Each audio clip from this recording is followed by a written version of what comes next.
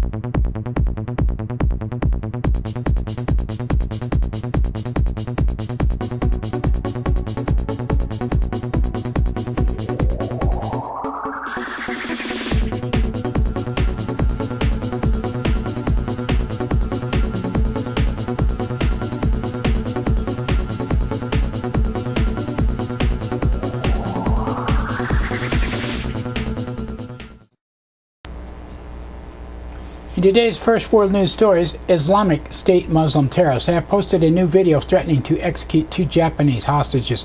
Militants have demanded Japan pay $200 million ransom within 72 hours. Same amount Prime Minister Shinzo Abe pledged to give Saturday in non-military aid to countries fighting ISIS. Hostages shown in the video are Kenji Goto, a freelance journalist, and Haruni Yakawa, head of a private security firm. Prime Minister Abe demanded their release but did not say if Japan would pay the ransom. He said it is an unacceptable act of threatening us in exchange for human lives, and I feel angry about it. Strongly urge them to immediately release the hostages without harming them. In Chechnya, hundreds of thousands of people took to the streets to condemn depictions of the Prophet Muhammad in the French magazine Charlie Hebdo. The rally has been called the largest ever held in the North Caucasus. Louisiana Republican Governor Bobby Jindal is in London, where he continued to claim that no-go zones exist. Jindal, who is considered a possible contender to the Republican presidential nomination in 2016, told CNN, "Look, I've heard from folks here that there are neighborhoods where women don't feel comfortable going in without veils." In the southeast African country of Malawi, devastating floods have killed at least 176 people and displaced 200,000. Rescuers have rushed to bring aid to people cut off from food and supplies. Floods come as the NOAA and the NASA climate scientists confirmed 2014 was the hottest year on record due to human-caused climate change. John Tucker, NASA's climate scientist, said 2014, the year just ended, was the warmest year on record going back when the record started in the 1880s. It's found that 2014 was about 1.25 degrees Fahrenheit warmer than the average temperature of the Earth during the 20th century. In Central African Republic, a woman working as United Nations peacekeeping mission has been kidnapped by gunmen in the capital of Bangui. The news comes one day after anti-Balaka militia members seized 2 aid workers. New report finds Obama administration accusation that North Korea carried out the hack of Sony Pictures was based on evidence gathered from its own hacking of North Korea. The New York Times reports the NSA agency began penetrating North Korea's networks in 2010 and planted malware to monitor activities. A report in German newspaper Der Spiegel, based on documents from National Security Agency whistleblower Edward Snowden, outlined how the United States is engaging in extensive preparation for an online guerrilla war which threatens to transform the Internet into a lawless zone in which superpowers and their secret service operate according to their own whims, with very few ways to hold them accountable for their actions. Guardian has published a new report based on Edward Snowden's documents that show the National Security Agency, a British counterpart of the GCHQ, collected emails of reporters as part of its bulk spying operation. Emails from the BBC, Reuters, The Guardian, New York Times, NBC, Washington Post, and French newspaper Le Monde were saved and shared with staff and agency's intranet as part of a test exercise. Agency also listed investigative journalists as a threat alongside terrorists or hackers. In Switzerland, a whistleblower has been found guilty of violating bank secrecy laws by giving information on offshore accounts to WikiLeaks. Rudolf Elmore headed the Cayman Islands office of the bank Julius Baer until his firing in 2002. In 2011, he was publicly handed a compact disc containing information on offshore account holders to WikiLeaks founder Julian Assange in a bid to reveal what he called damaging impacts of the hiding money offshore. Elmer's attorneys have vowed to appeal the guilty verdict, which comes with a suspended fine but no prison time. An Israeli airstrike has reportedly killed a top Iranian general and 6 fighters with the group Hezbollah. The dead include Hezbollah's commander and 26-year-old son of the late military leader. In Argentina, a federal prosecutor has accused Argentina's president of helping to cover up Iran's role in the deadly 1994 bombing of the Jewish Community Center that has been found dead of a gunshot wound to the head. Alberto Nisman's death was discovered just hours before he was due to testify before lawmakers in his findings. Last week, Nisman accused President Cristina Fernandez de Kirchner and top Argentine officials of plotting to conceal the role of Iranian suspect in the attack in a bid to obtain Iranian oil. Nisman had been under police guard after receiving death threats. Authorities say his death remains under investigation but appears to be a suicide. If you can believe that. U.S. Supreme Court has agreed to take up the issue of same-sex couples in all 50 states with the constitutional right to marry. The decision comes 3 months after the court refused to hear appeals from states seeking to uphold marriage equality bans, triggering a chain reaction that increased the number of states allowing same-sex marriage to 36. The court has agreed to hear appeals from couples in 4 states where bans remain in place. And Attorney General Eric Holder, the thief, has unveiled changes to the federal government's role in civil asset forfeiture, a controversial practice where police seize properties that belong to people suspected of crimes, even if they were never convicted. The new state rules prevent federal agencies from taking property seized by local and state police, with exceptions for items like guns and child pornography. In a statement, the American Civil Liberties Union called the move a significant advancement in reform to practice that is a clear violation of due process that is often used to disproportionately target communities of color. In eastern Montana, crews have been struggling to clean up an oil spill in partially frozen Yellowstone River. The Bridger Pipeline Company has acknowledged 50,000 gallons of oil spilled from the burst pipeline. Residents have reported an oily taste in their drinking water and an oil sheen that has been spotted nearly 60 miles downstream. And that's it for World News today. Now, another thanks to one of our underwriters who supports your only visual video news media in Nevada County. That's right, it's us, GVTV News.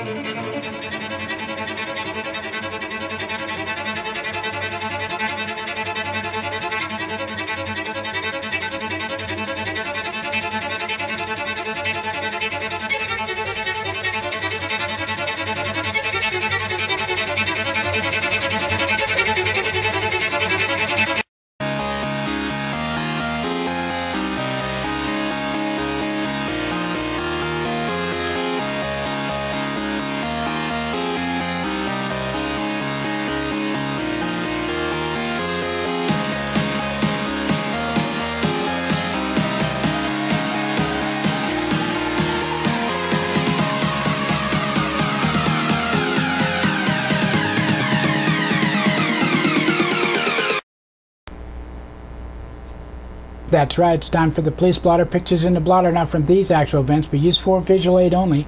These public records are obtained from daily logs issued from Nevada County Law Enforcement. Grass Valley Police Department on Friday, 8:08 a.m., a caller from 900 block of Plaza Drive reported 6 wrapped golf clubs next to a dumpster. At 9:59 a.m., a caller from 400 block of South Auburn Street reported a man possibly selling drugs to juveniles after school. 10:15 a.m., a caller from Silver Springs High School reported 2 juveniles in possession of tobacco. They were cited. 10:53 a.m., a caller from Business 100 block of Dorsey Drive reported possible fraudulent checks. 11:17 a.m., a woman from 200 block of June Drive reported finding a large amount of electrical wire attached to several blasting caps, which were collected for destruction. 12:49 p.m., a caller from Silver Springs High School reported vandalism issue. A juvenile was arrested. 1:57 p.m., a woman from 100 block of Ophir Street reported a girl had been assaulted. And 2:02 p.m., a man from 200 block of Dorsey Drive reported the vehicle had been broken into and a cell phone was missing and the glove box left open. 2:15 p.m., a woman from 400 block of West Main Street reported a man was throwing food at her. 5:54 p.m., a man from 900 block of West Main Street reported the theft of a laptop. 6:06 p.m., a caller from 500 block of Sutton Way reported a man shoplifted. 7:39 p.m., a caller from 100 block of Neal Street reported 2 boys stole alcohol and left on foot. And 7:53 p.m., a caller from Highway 49 and South Auburn Street reported a man yelling and screaming who was arrested on suspicion of being under the influence of a controlled substance. 8 p.m., a caller from 800 block of Sutton Way reported a man stole soup and bread. And 8:10 p.m., a caller from 2000 block of Nevada City Highway reported 3 people took a 2-liter bottle of soda. Saturday, 7:55 a.m., a caller from Business 1900 block of Nevada City Highway reported vacuum cleaner machines had been broken into. 11:12 a.m., a caller from 900 block of East Main Street reported 3 men smoking marijuana in a van. They could not be located. And 1:03 p.m., a man from 900 block of West Main Street reported an assault. He did not need medical attention. 2:56 p.m., a caller from 100 block of West McKnight Way reported a shoplifter who was arrested on suspicion of second-degree burglary, being under the influence of a controlled substance, and providing a false ID. 3:30 p.m., a caller from 9800 block of Sutton Way reported a physical fight. 3:46 p.m., a caller from 100 block of West McKnight Way reported a woman stole a red toolbox. 5:54 p.m., a caller from 100 block of West McKnight Way reported that every 3 months someone dumps a large amount of empty butane cylinders in the dumpster. At 7:15 p.m., a caller from South Auburn and West Empire Street reported 3 juveniles holding something long and black across the roadway. No one was located. 7:26 p.m., a caller from 100 block of West McKnight Way reported a man in a pink beach cruiser tried to steal a backpack and dumped the bike in the bushes. 7:43 p.m., a caller from Neal and South Auburn Street reported a vehicle hit a pedestrian who did not appear injured. The driver then bought the woman a new bottle of vodka because hers was broken. 9:29 p.m., a caller from 100 block of East Main Street reported a man sleeping in the post office. 9:33 p.m., a caller from 1900 block at Nevada City Highway reported a drunken woman in McDonald's who was arrested on suspicion of being drunk in public. And Sunday, 9:13 a.m., a caller from 1000 block of Whispering Pines Road reported a possible grass fire. 9:20 a.m., caller from 300 block of North Star Place reported theft of a purse from an unlocked vehicle. Notice the word unlocked. 10 a.m., caller from Business 400 block of South Auburn Street reported a drunken woman cursing and refusing to leave. 10:10 a.m., a drunken woman called to report being harassed by enforcement by law. She then called back to report someone was going to kill her. She was arrested on suspicion of annoying the 911 system, reporting a false emergency, and violating probation. 11:07 a.m., a man from 200 block of South Auburn Street reported a man yelled at his one-year-old daughter and said, "Why don't you bring your daughter over here to pick a flower so I can kill her?" 3:16 p.m., a caller from 400 block of Central Avenue reported teens were drunk and stumbling around. A boy was cited and released to a parent. 9:04 p.m., a caller from 800 block of Sutton Way reported a man eating food from a bar. He was cited on suspicion of trespassing. And 9:19 p.m., a caller from 300 block of Pleasant Street requested extra patrol for suspected drug activity. At 9:25 p.m., a caller from 100 block of Ramon Court reported a group of juveniles doorbell ditching, who then began throwing rocks at callers' doors. They were admonished and returned home. And Monday, 1:48 a.m., a caller from 300 block at South Church Street reported a loud party. 2:57 a.m., a man from Partridge Road reported a woman was possibly using crank, running around cleaning things up. How could you tell? 3:35 a.m., a caller from 100 block of Dorsey Drive reported people for an hour yelling. Nevada County Sheriff's Office on Sunday. 11:23 a.m., a man from 10,000 block of Rough and Ready Road reported a man came to a residence with a 12-gauge shotgun and made threats, and that a physical fight ensued to take the gun. The report was unfounded. 11:36 a.m., a caller from 14,000 block of Sky Pines Road reported a man videotaped a girl as she was walking her dog. And 1:43 p.m., a caller from 12,000 block of Dogwood Road reported a dog attacked another dog. And 2:08 p.m., a caller from 10,000 block of Granholm Lane reported a physical fight involving two men. At 2:16 p.m., a caller from Bitney Springs Road and Rough and Ready Highway reported a woman driving who was acting erratically and hearing voices. She was arrested on suspicion of being under the influence of a controlled substance and spousal abuse. 6:11 p.m., a caller from 10,000 block of Quail Creek Road reported hearing a loud bang and smelling something suspicious. Nothing was located. And 6:43 p.m., a caller from 10,000 block of Kearney Court reported someone shooting weapons and scaring horses. It was quiet when a deputy arrived. 7:58 p.m., a caller from Greenhorn Creek reported someone blasting dynamite. And Monday, 2:18 a.m., a caller from 14,000 block of South Ponderosa Way reported a loud party with juveniles drinking alcohol. Nothing was located. The Nevada Police Department on Friday, 12:39 p.m., a caller from Seven Hill School reported a drug issue. And Saturday, 4:09 p.m., a caller from 500 block of Highway 49 reported an ongoing issue with transients. And 5:23 p.m., a caller from 900 block of Helling Way reported vandalism to a bench. And 7:01 p.m., a woman from Commercial and North Pine Street reported theft of a backpack. And Sunday, 2:39 a.m., a caller from 200 block of Broad Street reported a person on a roof. No one was located. And 6:34 p.m., a caller from 100 block of Boulder Street reported theft of a man's teeth. And 9:18 p.m., a caller from 300 block of Broad Street reported a person passed out on a bench. And that's it for the blotter today. Now, another thanks to one of our underwriters who supports your only visual video news media in Nevada County. That's right, it is us. GVTV News.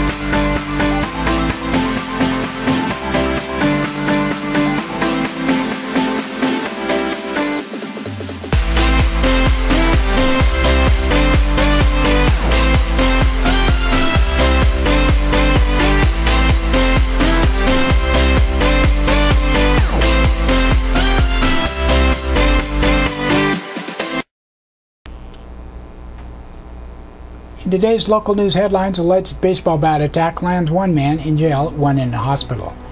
And study looks to quantify Nevada County pot's economy. A Grass Valley man is in jail, $100,000 bail, after he allegedly hit another man in the head with a baseball bat Sunday night, sending his alleged victim to the hospital via air ambulance. Nevada County Sheriff's deputies responded to a residence, Highway 174 near Osborne Hill Road, after a homeowner called 911 at about 9:15 p.m. to report a man bleeding from the head on the front porch, said Sergeant Bob Jacobs.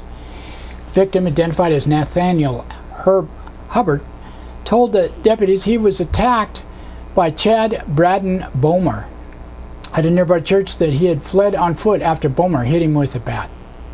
The assault was believed to be drug-related, Jacobs said, adding the alleged weapon was recovered near the scene. Hubbard was transported in a helicopter to medical treatment, and condition was unavailable as of Monday afternoon. Sheriff deputies, with assistance of Grass Valley police officers, contacted Bomer at the residence, 300 block of Hughes Road. Bomer, 28, made incriminating statements and was arrested on suspicion of robbery, assault with a deadly weapon. Underground marijuana economy might be the most open secret in Nevada County, but figuring out exactly how big an impact cannabis has on economic health of the western Nevada County is up for debate and nearly impossible to fully quantify.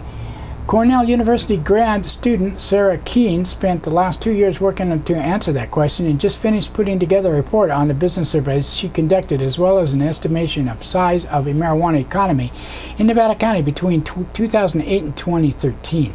Keene is studying development sociology, began conducting research in 2013 on the impact of marijuana industry in rural economies in Northern California, with an emphasis on Nevada County. After conducting several interviews with local nonprofit leaders, she said she was surprised not only at how little attention is actually paid to the impact of this industry on the local economy, but how little conversation and planning for a post-legalization economy has been initiated by key leaders in the county. Even amongst the growers I've interviewed, there seems to be very little planning for the future. Keene, an Amador County native and frequent visitor to Nevada County, became fascinated by the vibrant marijuana industry and the local Back to the Land movement.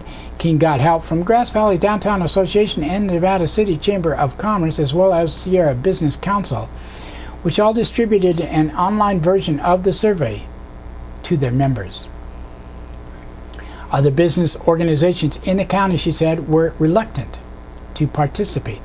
Keene supplemented that with door-to-door surveying and targeting visits. She also conducted anonymous cultivator surveys and got help from medical marijuana community through American for Safe Access Nevada County.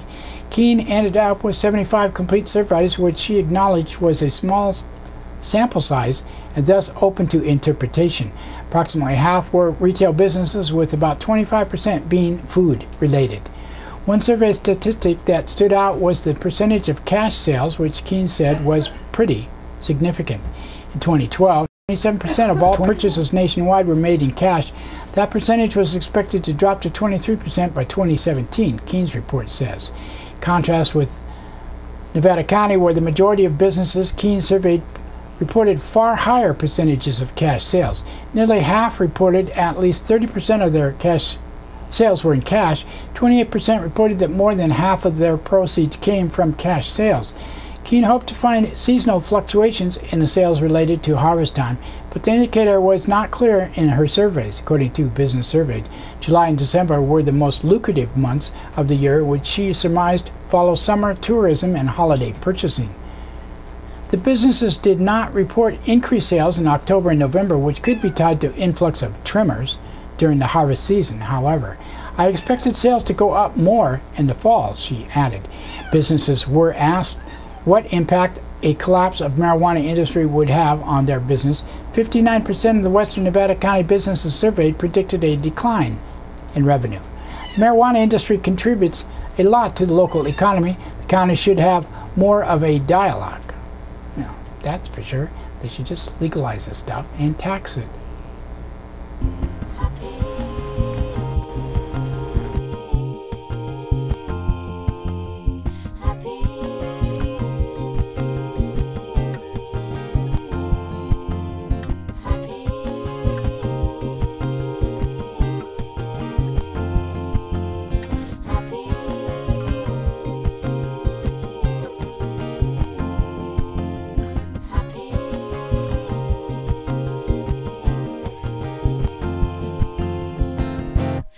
might seem crazy what I'm about to say.